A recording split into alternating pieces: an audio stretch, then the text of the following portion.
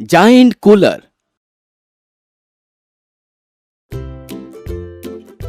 देवराम नाम का एक व्यक्ति कूलर बेचा करता था। एक दिन उसके पास एक ग्राहक आया। बोलिए साहब, कैसा कूलर चाहिए आपको? यहाँ चिंटू से लेकर फैमिली पैक तक सभी प्रकार के कूलर है।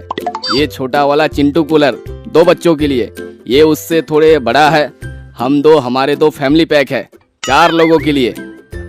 हम 2 हमारे 200, ऐसा कूलर है क्या? यह सुनकर देवराम हैरान हो जाता है और कहता है, अरे साहब, ये चमत्कार कब कर दिया आपने? आपने तो कौरवों को भी पीछा छोड़ दिया। नहीं भाई, हम 2 ही हैं और हमारे 200 मजदूर हैं। वो क्या है ना, गर्मी बहुत बढ़ गई है, इस कारण मेरे बिल्डिंग कंस्ट्रक्शन का काम रुक गया है। हवा ही नहीं आती और पसीने के कारण मजदूर काम पे कम, पसीने पोंछने में ज्यादा ध्यान देते हैं। इस कारण से मेरा भी पसीना निकल गया। हाँ, तो आपके लिए 100 चिंटू कूलर डिलीवरी करवा देता हूँ ना। नहीं, 100 कूलर का कितना खर्च आता है तुम जानते हो, और वैसे भी उन मजदूरों पर इतना खर्च करना बेवकूफी है। तभी उसकी नजर पास खड़े एक ट्रक पर पड़ी, जिस पर बड़ा कूलर जैसा मशीन लगा रखा था। अरे भाई, ये कूलर सही रहेगा, ये दे दो। साहब, वो बोरवेल करने की मशीन है, हवा खाने का कूलर नहीं है। आप ज्यादा कंजूसी मत कीजिए और ये चिंटू कूलर ले लीजिए। वैसे भी मजदूर तो इंसान ही होते हैं ना साहब। लेकिन वह ग्राहक इतने पैसे खर्च करने के लिए नहीं माना और दुकान से जाने लगा। तो देवराम ने कहा, साहब, अगर ऐसी बात है तो मैं आपके लिए स्पेशल जायंट जंबो कूलर बना सकता हूँ। उससे 200 को क्या 1000 लोगों को भी हवा मिलेगी। हाँ, तो बना दो ऐसा कूलर। बोलो कितना खर्च आएगा और कब तक मिलेगा? साहब, अगर आप इसमें नॉर्मल स्पीड लेंगे तो 1 लाख खर्च आएगा, और हाई स्पीड का लिया तो 2 लाख खर्च आएगा, और साथ ही 5 साल की गारंटी भी आएगी। इसे मैं 1 हफ्ते के अंदर बना दूंगा। ठीक है, तुम हाई स्पीड का ही बना दो। ये लो 1 लाख रुपए एडवांस में, बाकी का डिलीवरी के टाइम ले जाना। और ये लो मेरा साइट का एड्रेस, यहाँ डिलीवरी करा देना। और ग्राहक ये कहकर वहां से चला गया। कैसा कंजूस आदमी है, इतने मजदूर के लिए सिर्फ 1 कूलर। ये कंजूस तो बिल्डिंग बनाने में भी कंजूसी करता होगा, लेकिन अपने को क्या, चलो काम पे लग जाता हूँ। ये कहकर देवराम अपना ट्रैक्टर लेकर एक बड़ी हार्डवेयर स्टोर पर गया। वहां से 2 बड़ी पानी की टंकी खरीद लिया, साथ ही एक बड़ा हाई स्पीड फैन भी और जनरेटर भी खरीद लिया। बड़ी पानी की मोटर, पाइप और एक बड़ा सामान ले जाने वाला लोहे का कंटेनर भी खरीद लेता है। सब दुकान पे लेके आता है। देवराम जायंट कूलर की पूरी फिटिंग अपने ट्रैक्टर पर ही करता है। कंटेनर को बड़ा होल करके वहां फैन बिठा देता है, पानी की टंकी से मोटर पाइप फिट कर देता है, वेल्डिंग करता है, कलर करता है, और एक बहुत बड़ा कूलर तैयार हो जाता है। चलो भाई, ये कूलर तैयार हो गया, अब इसका ट्रायल लेकर देखता हूँ। और तभी उस ग्राहक का फोन आ गया। अरे भाई, कूलर रेडी हुआ कि नहीं? मेरे सारे मजदूर बैठे हुए हैं। हाँ, हो गया है, अभी लेकर आता हूँ साहब। शायद साहब को बहुत जल्दी है, उनके यहाँ ही जाकर फाइनल ट्रायल ले लूंगा और मेरे बचे हुए 1 लाख रुपए भी ले लूंगा। और देवराम अपना ट्रैक्टर को लेकर डिलीवरी देने के लिए ग्राहक के साइट पर जाता है। अरे बाप रे, ये तो बहुत बड़ा कूलर है, लेकिन ये काम करेगा ना? हाँ साहब, ऐसा काम करेगा कि आप बस देखते ही रह जाओगे। तो फिर देर किस बात की, चालू कर दो, हम भी देखते हैं इसकी हवा। और देवराम ने जनरेटर चालू किया और नीचे आकर कूलर का रिमोट उस ग्राहक को दे दिया। साहब, ये लो रिमोट, अब आप इसे चालू करिए। ग्राहक और सारे लोग कूलर के सामने हवा लेने के लिए आ जाते हैं और वो रिमोट का बटन चालू कर देता है। कूलर चालू होते ही सारे लोग हवा में उड़ जाते हैं और उस ग्राहक के हाथ से रिमोट नीचे गिर जाता है। हवा के तेज बहाव से ग्राहक की बिल्डिंग भी गिर जाती है। ग्राहक हवा में लटकते हुए कहता है, अरे भाई, कूलर लाने को कहा था, तूफान नहीं, तुमने तो मुझे बर्बाद कर दिया। अरे साहब, आपने ही तो कहा था हाई स्पीड का कूलर चाहिए, मैंने बना दिया। आपने कंजूसी नहीं की होती तो अभी आप चिंटू कूलर की हवा खा रहे होते, और बिल्डिंग में माल डालने में कंजूसी की होगी आपने, तभी एक कूलर की हवा से कागज की तरह उड़ गई। अब आगे से कंजूसी मत करना, और अब रिमोट का बटन बंद करो और नीचे उतारो। अरे रिमोट तो नीचे ही गिर गया। हे भगवान, मुझे नीचे उतारो। ये कहते ही वो थोड़े नीचे आ गया। शायद भगवान ने मेरी सुन ली, लेकिन तभी वो फिर से ऊपर हो गया।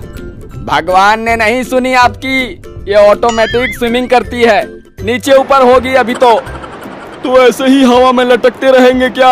अरे भाई नीचे उतारो, मैं ऊपर नहीं जाना चाहता, मेरे छोटे छोटे बाल बच्चे हैं और मैंने अभी तक अपना इंश्योरेंस भी नहीं करवाया। अरे साहब, मेरे 1 लाख का क्या, वो तो दीजिए। हाँ हाँ दे दूंगा, यहाँ ऊपर थोड़ी ना लाया हूँ, पहले नीचे उतारो। और ये बंद कब होगा? मैंने इसकी पेट्रोल की टंकी फुल कर रखी थी, शायद 6-7 दिन तक ये खत्म नहीं होगी। क्या? और इस तरह कंजूस बिल्डर की कंजूसी की वजह से सब 6 दिन तक हवा में ही लटकते रह गए। नकलची हेलीकॉप्टर रेस्क्यू वाला। एक गांव में बुधिया नाम का लड़का रहता था। वह बहुत ही तेज दिमाग का था। वह कुछ ना कुछ एक्सपेरिमेंट करता रहता, कहीं से कुछ कबाड़, कहीं से कुछ भी जोड़ तोड़ कर नए नए मशीन बनाता रहता था। कभी चलता तो कभी नहीं चलता। बुधिया के इसी हरकतों के कारण गांव वाले और घर वाले बहुत परेशान रहने लगे। कभी पूरे गांव की बिजली चली जाती तो कभी बहुत नुकसान हो जाता। एक दिन वह घर में किसी के बाइक को बना रहा था, तभी उसके पिता ने कहा, अरे तू फिर क्या कर रहा है और ये किसकी गाड़ी उठा लाया? ओह पिताजी, ये मेरे दोस्त कल्लू का बाइक है। ये खराब हो गया था और स्पीड भी नहीं चल रहा था, इसी कारण इसे मॉडिफाई कर रहा हूँ। सत्यानाश हो तेरा कल्लू, तुझे कोई और नहीं मिला गाड़ी ठीक कराने के लिए? हे भगवान, ये नहीं सुधरने वाला, पता नहीं और क्या क्या होने वाला है। आप टेंशन मत लो ना पिताजी, देखो कैसे मैं इस बाइक को सुपर बाइक बनाता हूँ।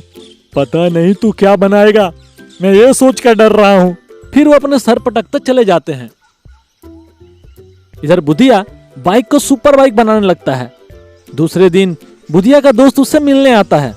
अरे बुधिया, क्या कर रहा है? अरे राम राम, मैं तेरे ही बाइक पे काम कर रहा हूँ, बस काम पूरा हो गया है, चल इसका टेस्ट राइड लेते हैं। फिर वो दोनों बाइक लेकर घर के बाहर आते हैं और बाइक पे बैठते हैं। जैसे ही बाइक चालू करके एक्सीलेटर देते हैं, वो फुल स्पीड में चलने लगता है। कैसा है बाइक? एक नंबर। कुछ दूर जाने के बाद बाइक से टक टक करके आवाज आती है। यह आवाज कैसी है? पता नहीं भाई। और तुरंत ही बाइक के दोनों चक्के निकल जाते हैं और वो दोनों बाइक के साथ घसीटते हुए पेड़ से जाके टकराते हैं। हे भगवान, मर गया रे, मेरी तो कमर ही टूट गई, हाय रे।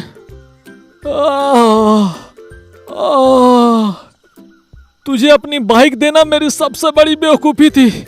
मुझे लोगों ने मना किया, फिर भी मैंने तुझे दिया।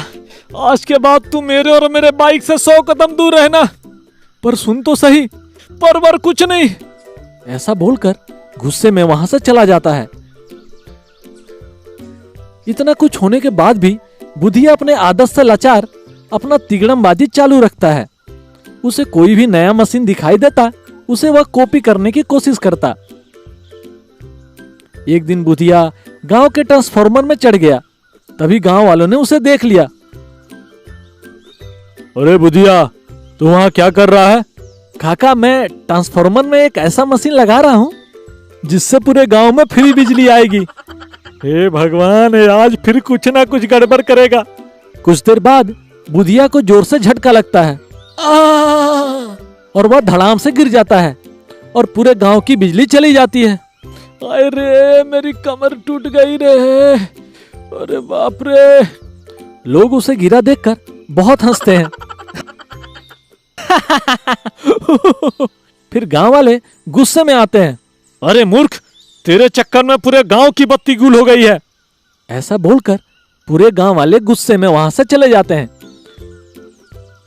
कुछ दिन बाद गांव के लोगों के हेल्प करने के लिए शहर से हेलीकॉप्टर रेस्क्यू टीम आती है और बुधिया दूर से देख रहा होता है। हेलीकॉप्टर देखकर बुधिया फिर सोचता है, अब मैं भी इसे बनाऊंगा और लोगों की मदद करूंगा। दूसरे दिन बुधिया इधर उधर की सामान इकट्ठा करना चालू करता है। एक जगह उसे ऑटो का इंजन मिला तो उसे ले आया और बैठने के लिए घर का चेयर लगा दिया। और हेलीकॉप्टर का अच्छा फैन नहीं मिला, इसीलिए घर का सीलिंग फैन लगा दिया। इतने में उसके पिताजी देख लिए। तो फिर क्या कर रहा है? मैं तो परेशान हो गया हूं इस लड़के से। पिताजी, जैसे हमारे गांव में हेलीकॉप्टर आया था ना, वैसे ही बना रहा हूं, फिर मैं भी लोगों की मदद करूंगा। पहले खुद की तो मदद कर ले, फिर लोगों की करना। बड़ा आया मदद करने वाला। ऐसा बोलकर वो वहां से चले जाते हैं। बुधिया हेलीकॉप्टर बनाने के बाद अपने घर के बाहर पोस्टर लगाता है और पोस्टर में लिख देता है, किसी भी प्रकार की कोई समस्या हो तो संपर्क करे बुधिया हेलीकॉप्टर रेस्क्यू। तभी एक दिन एक आदमी आता है। अरे बुधिया भाई, मेरे घर के सामने एक ट्रक पलट गया है, क्या तुम उसे उठा सकते हो? हाँ हाँ, क्यों नहीं, आओ बैठो हेलीकॉप्टर में, अभी ऑयल डाल के आता हूं।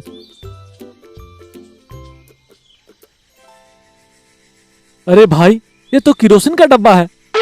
डब्बा किरोसिन का है, लेकिन उसके अंदर पेट्रोल है, तुम बैठो यार।